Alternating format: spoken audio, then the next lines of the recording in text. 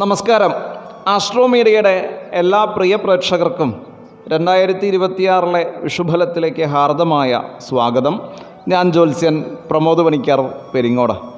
ഇന്ന് നമ്മൾ അന്വേഷിക്കുന്നത് 2026 വിഷു. 2026 ഏപ്രിൽ മാസം 15-ാം തീയതിയാണ് വിഷു. ഈ വിഷുവിന് ശേഷം വരുന്ന വിഷുക്കാലം വരെ കുറച്ച് ദോഷമുള്ള നക്ഷത്രങ്ങൾ പറയപ്പെട്ടിട്ടുണ്ട്.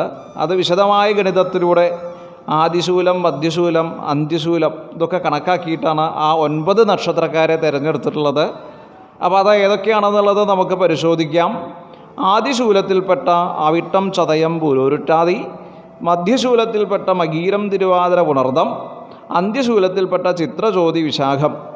ഈ നക്ഷത്രക്കാർ ഈ വിഷു മുതൽ അടുത്ത വിഷു വരയ്ക്ക്, അതായത് ഈ മേടമാസം മുതൽ വരുന്ന മേടമാസം വരെയുള്ള കാലയളവ്, ഒരു വർഷക്കാലം വളരെയധികം ശ്രദ്ധിക്കണം. അവർക്ക് വിവിധ തരത്തിലായ ധനനാശങ്ങളൊക്കെ വന്നുപെടാനുള്ള സാധ്യതയുണ്ട്.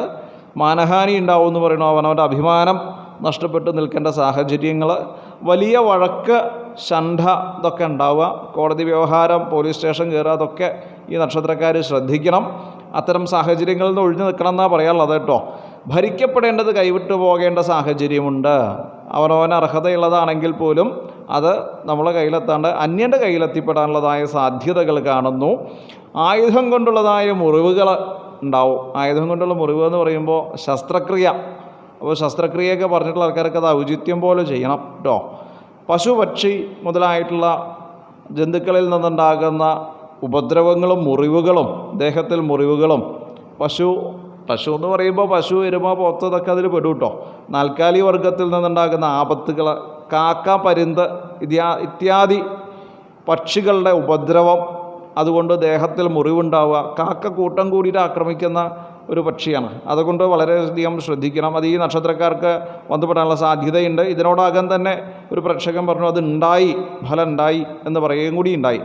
അപ്പോൾ അതുകൊണ്ടുള്ള ദേഹത്തിലെ മുറിവുകൾ, രോഗാദി വിപത്തുകൾ കൊണ്ടുണ്ടാകുന്ന വിഷമതകൾ, സ്വജനവിരോധങ്ങളും മനക്ലേശങ്ങളും ബന്ധുനാശങ്ങളും ഈ പറഞ്ഞ 9 നക്ഷത്രക്കാർക്ക് വരുന്നുണ്ട്.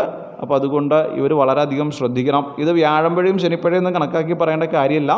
വിഷുഫലമാണ് എന്നുള്ളത് മനസ്സിലാക്കുക. ഈ വിഷുവിന് ശേഷം ഈ 9 നക്ഷത്രക്കാർക്ക് ഇതായിരിക്കും ഫലം വരിക. അപ്പോൾ ഈശ്വരസേവയൊക്കെ നന്നായി ചെയ്യണം. ദാനധർമ്മങ്ങൾ അവനവനുള്ളതിനനുസരിച്ച് ചെയ്യണം. അനാവശ്യമായിട്ടുള്ള സംസാരങ്ങൾ ഒഴിവാക്കണം. ഇതൊക്കെയാണ് ഈ 9 നക്ഷത്രക്കാർ ശ്രദ്ധിക്കേണ്ടത്. അപ്പോൾ എല്ലാവർക്കും ഈ ഒരു അറിവ് പ്രയോജനപ്പെടും എന്ന് വിചാരിക്കുന്നു. എല്ലാവർക്കും നല്ലൊരു വിഷുക്കാലം ആശംസിച്ചുകൊണ്ട് തൽക്കാലത്തേക്ക് വിട പറയുന്നു. നന്ദി, നമസ്കാരം.